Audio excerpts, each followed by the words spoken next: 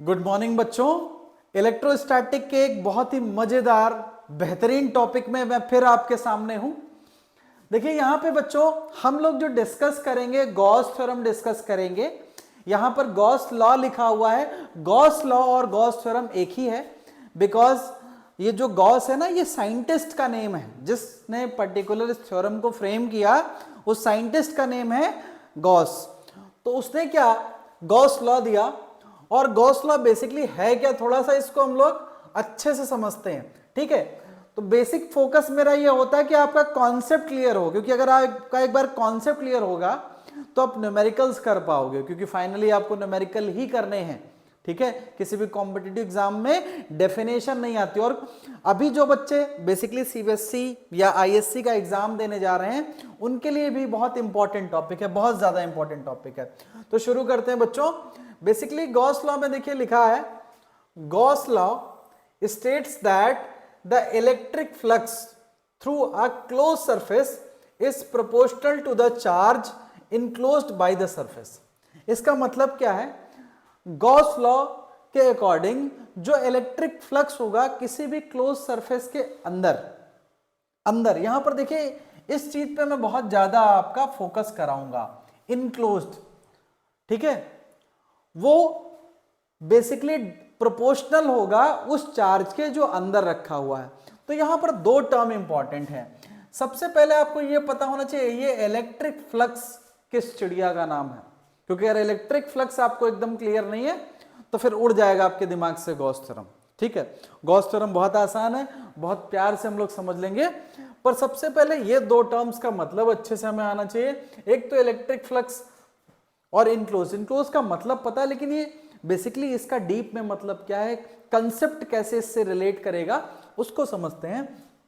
तो हम लोग चलेंगे व्हाइट बोर्ड पे, हम लोग व्हाइट बोर्ड पे चलेंगे। यहां पे देखिए बेसिकली हम बात करेंगे इलेक्ट्रिक फ्लक्स की, हम बात करेंगे इलेक्ट्रिक फ्लक्स की। अब देखिए मैं आपको एक बहुत अच्छे एग्जाम्पल से समझाना चाह रहा हूं। ठीक है, आप एक विंडो के सामने बैठे हुए हैं और विंडो से बहुत ठंडी ठंडी हवा आ रही है। ठीक है, फील करिए हवा आ रही है और आप बैठे हैं। ठीक, अब ये बताइए अगर मान लीजिए ये विंडो है, ठीक ये विंडो है और ये हवा आ रही है, इस तरीके से हवा आ रही है। ठीक है, अब आप कहेंगे सर ये हवा इस तरीके से थोड़े आती है, तो तीर निकल रहे हैं, हवा तो हमको दिखती नहीं। Who has seen the wind? तो यहां पर वो वाला कॉन्सेप्ट नहीं है। आप सिर्फ रिलेट करिए कि मान लीजिए एक खिड़की और ये हवा आ रही है और आप कहीं यहां बैठे हैं, ये देखिए ये आप है। ठीक है, ये देखिए ये आप बैठे हैं, अब आपको हवा लग रही है। ठीक, तो फ्लक्स क्या है यहां पर बेसिकली इलेक्ट्रिक का मतलब चार्ज होता है। जितना भी इलेक्ट्रिक फील्ड लाइंस, ये जो एयर जिसको मैं बोल रहा हूं हवा, ये इलेक्ट्रिक फील्ड लाइंस है, इस पर्टिकुलर एरिया को यानी विंडो के एरिया को पास कर रहे हैं, वही इसका फ्लक्स है। ठीक है बेटा, यानी जितनी हवा इस पर्टिकुलर विंडो के एरिया को पास कर रही है वही हमारा फ्लक्स है। जैसे बेटा मेरी ये हथेली है, इससे ये इलेक्ट्रिक फील्ड लाइंस पास कर रही, तो जितना एरिया क्रॉस करेंगी वही इसका फ्लक्स हो जाएगा। तो हम क्या लिखेंगे, the number of electric field lines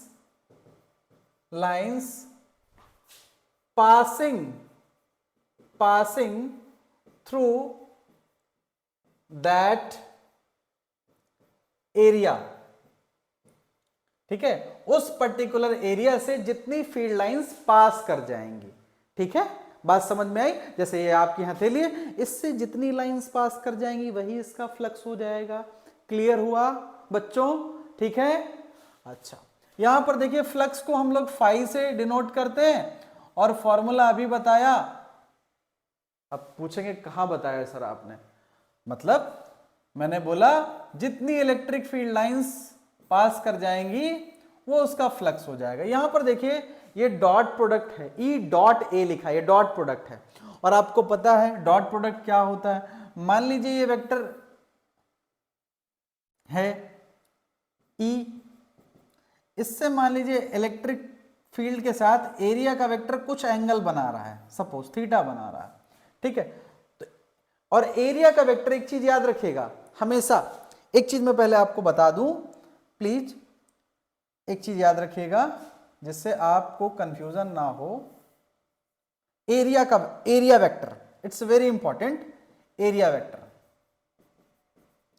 area vector, ठीक है। अगर मान लीजिए ये सरफेस है तो हमेशा हम अगर एरिया वेक्टर हम प्लॉट करेंगे तो always perpendicular to the surface. ये अगर सरफेस है तो area vector perpendicular to the surface, clear, perpendicular to the surface. ये है परपेंडिकुलर टू द सरफेस, हमेशा सरफेस के परपेंडिकुलर ही लेंगे एरिया वेक्टर। तो यहां पर ई डॉट ए है, अगर आपको पता है अगर हम इसको वेक्टर फॉर्म में लिखें तो स्केलर प्रोडक्ट में क्या आएगा, ये ई ए कॉस थीटा होता है, ठीक है, ई ए कॉस थीटा होता है स्केलर प्रोडक्ट में। अब ये आया कहां से, क्लास 11 में बच्चों आपने पढ़ा होगा, अगर ये वेक्टर ए है, ये वेक्टर बी है, जो कि मैं बनाने जा रहा था एंगल थीटा, तो इनका जो स्केलर प्रोडक्ट आता है वो ए डॉट बी बराबर ए बी कॉस थीटा आता है। तो यहाँ ए की जगह पर मान लो ई था और बी की जगह पर ए था, तो ए डॉट बी क्या आ गया, ए बी कॉस थीटा, ठीक है। तो ये इलेक्ट्रिक फ्लक्स होता है, जितनी इलेक्ट्रिक फील्ड लाइंस किसी पर्टिकुलर एरिया से पास करती हैं वो उसके इलेक्ट्रिक फ्लक्स को दिखाती हैं। अब इलेक्ट्रिक फ्लक्स के लिए बेटा इलेक्ट्रिक होना जरूरी है, इलेक्ट्रिक का मतलब चार्ज। भाई ये देखिए ये चार्ज होगा, पॉजिटिव चार्ज के लिए इलेक्ट्रिक फील्ड लाइंस कहाँ निकलती, बाहर की तरफ। तो जब इलेक्ट्रिक फील्ड लाइंस किसी पर्टिकुलर एरिया से निकलेंगी, मान लो ये एरिया है, ठीक है, निकलेंगी तभी फ्लक्स बनेगा, यानी चार्ज का होना जरूरी है इलेक्ट्रिक फ्लक्स के लिए, ठीक है। अब देखिए तो लिखा है Gauss law states that the electric flux through a close surface is proportional to the charge enclosed. अब देखिए ये मेरी हथेली है, इस हथेली के ऊपर चार्ज रखा है, तो क्या बोलेंगे इनक्लोज चार्ज है ये, नहीं। अगर मैंने अपनी मुट्ठी ऐसे बंद कर ली, ध्यान से सुनिएगा बच्चों, मुट्ठी, अब चार्ज इसके अंदर आ गया ना, ये देखिए ये मार्कर पहले ऐसे रखा था, आप क्या बोलोगे, हथेली के ऊपर मार्कर रखा हुआ, अंदर नहीं। अगर मैं इसको ऐसे मुट्ठी में बंद कर लूं, अब क्या बोलोगे कि मुट्ठी के अंदर मार्कर है, ठीक। तो उसी तरीके से कोई भी अगर हम बेसिकली फिगर ले लें, यहां पर सपोज मान लीजिए हमने एक स्फेयर ले लिया, देखिए स्फेयर दिख रहा है, ठीक है, ये देखिए इसके अंदर आपको चार्ज दिख रहा है बेटा, तो चार्ज अंदर होना चाहिए। अगर सरफेस पे है या बाहर है तो फिर हम गॉस थ्योरम नहीं लगाएंगे, ठीक है। चार्ज शुड बी इनक्लोज्ड, ये याद रखिएगा। तो उस टाइम जो भी इसका फ्लक्स होगा, वॉट एवर द फ्लक्स, जो भी फ्लक्स होगा वो क्या होगा, जो भी अंदर चार्ज है उसको हम किससे डिवाइड कर दें, एप्सिलॉन नॉट से। एवरीवन नोज एप्सिलॉन नॉट क्या होता है, हम लोग पहले वाले चैप्टर में डिसाइड कर चुके हैं, ठीक है। एप्सिलॉन नॉट हम जानते हैं, देखिए एप्सिलॉन नॉट की वैल्यू लिखी हुई है, ठीक है। तो बस गॉस थ्योरम सिंपली ये कहती है कि कोई भी फिगर है, स्फेयर है, रोम्बस है, ठीक है, उसके अगर अंदर चार्ज रखा हुआ है तो उसका जो फ्लक्स होगा वो उस चार्ज को एप्सिलॉन नॉट से डिवाइड करने पे हमें मिल जाएगा, यानी flux is equal to the charge divided by epsilon naught. This is Gauss theorem. अब देखिए एक बहुत इंपॉर्टेंट पॉइंट है, a charge outside the surface will contribute nothing to the total flux. ये बात मैं बता रहा था आपको, अभी मैं आपको ये बात बता रहा था कि जो सरफेस के आउटसाइड चार्ज रखा हुआ है, जो सरफेस के आउटसाइड चार्ज रखा हुआ है, इस पॉइंट पे बहुत फोकस करिए, न्यूमेरिकल बहुत आते हैं इससे, बहुत ज्यादा इंपॉर्टेंट है ये।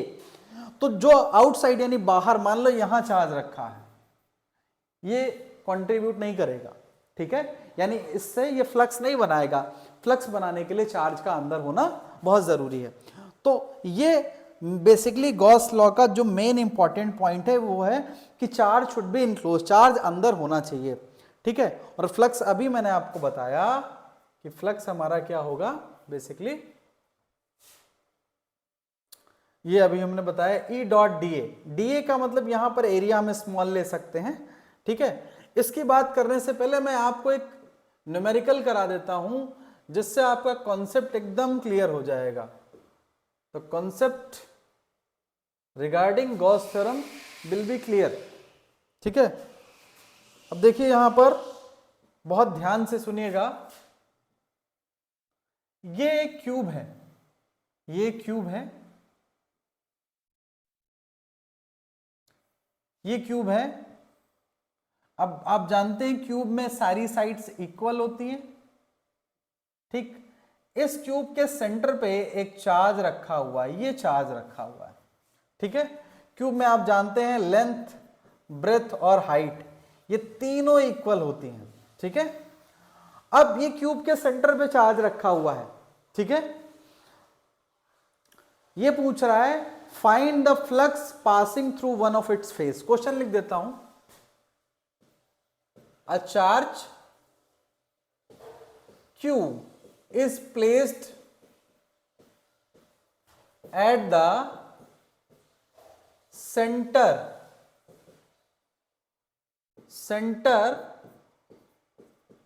ये बहुत इंपॉर्टेंट क्वेश्चन है। At the centre of a cube, एक क्यूब के सेंटर पे चार्ज रखा हुआ है। Find the flux passing through one of its face, एक फेस से कितना फ्लक्स पास करेगा, ठीक है।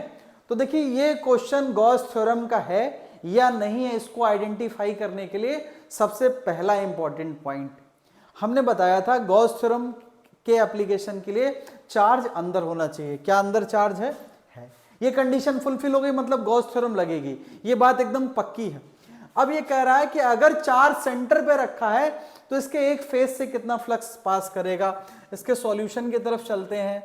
अब फेस कितने होते हैं? टोटल फेस होते हैं 6, काउंट कर सकते हैं आप, टोटल फेस होते हैं 6।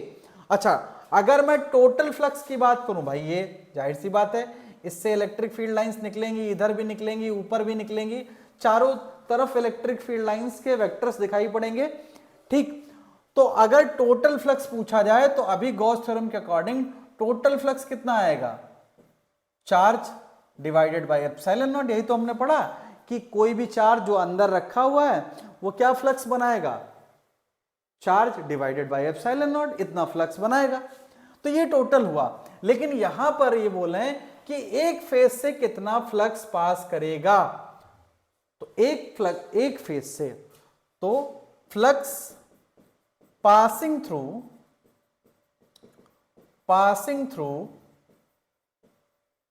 वन ऑफ इट्स फेस, तो बेटा टोटल का 1/6 करेगा। बहुत सिंपल सी बात है, ठीक है। टोटल का कितना करेगा? 1/6 करेगा एक फेस का। बाकी अगले 1/6 क्यू अपॉन एप्सिलॉन नॉट, तीसरे वाले का 1/6 क्यू बाई एप्सिलॉन नॉट। इसी तरीके से 6 फेस हैं, अगर 1/6 क्यू, भाई ऐसे कर लो, एक फेस का कितना है? 1/6 क्यू अपॉन एप्सिलॉन नॉट, तो 6 फेस का कितना आएगा? 6 से मल्टीप्लाई कर दो तो 6 कट जाएगा। देखिए टोटल फ्लक्स वही आ गया। तो एक फेस से इतना फ्लक्स पास करेगा, 1/6 क्यू अपॉन एप्सिलॉन नॉट, एक फेस से, क्योंकि टोटल फेस 6 है तो 1/6 करेगा एक फेस से। अच्छा, इसमें एक क्वेश्चन और बनता है। क्वेश्चन ये बोल देगा, मान लीजिए ये क्यूब है, बोल दे कि इसकी क्यूब की साइड हमने बढ़ा दी, we have increase the side, double triple side double कर दी, तो बताओ फ्लक्स पे क्या इफेक्ट पड़ेगा। अब देखिए इस चीज को समझने के लिए यहां पर आते हैं ध्यान से। अगर हम देखें गॉस थ्योरम के फॉर्मूले में, क्या आपको कहीं पर भी और कोई डायमेंशन दिखाई पड़ रही है? रेडियस या एरिया कुछ दिखाई पड़ रहा है? सिर्फ आपको दिखाई पड़ रहा है फ्लक्स में charge divided by epsilon not. तो जब फ्लक्स के फॉर्मूले में कोई भी डायमेंशन, ना तो लेंथ है, ना ब्रेथ है, ना हाइट है, ना थिकनेस है, ना रेडियस है, ना आर्क है, ना डायमीटर है, तो फ्लक्स केवल और केवल किस पे डिपेंड करता है? चार्ज पे। जो कि लिखा हुआ है देखिए। तो ये क्वेश्चन में आपको कंफ्यूज कराने के लिए पूछ देगा कि एक स्फेयर दे देगा, ठीक, बोलेगा स्फेयर की रेडियस हमने डबल कर दी है, बताओ फ्लक्स पे क्या इफेक्ट पड़ेगा। तो आपका आंसर क्या होगा, flux does not depend on radius, तो फ्लक्स पे कोई फर्क नहीं पड़ेगा। ठीक है, तो इस तरीके से हमारा गॉस थ्योरम का कॉन्सेप्ट क्लियर हो गया बच्चों। गॉस थ्योरम से रिलेटेड आपको कोई भी न्यूमेरिकल या कोई भी प्रॉब्लम हो, आप कमेंट सेक्शन में अपनी प्रॉब्लम लिखिए। न्यूमेरिकल आप लिख सकते हैं कमेंट सेक्शन में कि सर ये मेरा गॉस थ्योरम का प्रॉब्लम है, मैं उसको नेक्स्ट वीडियो में इंक्लूड कर लूंगा। Thank you very much.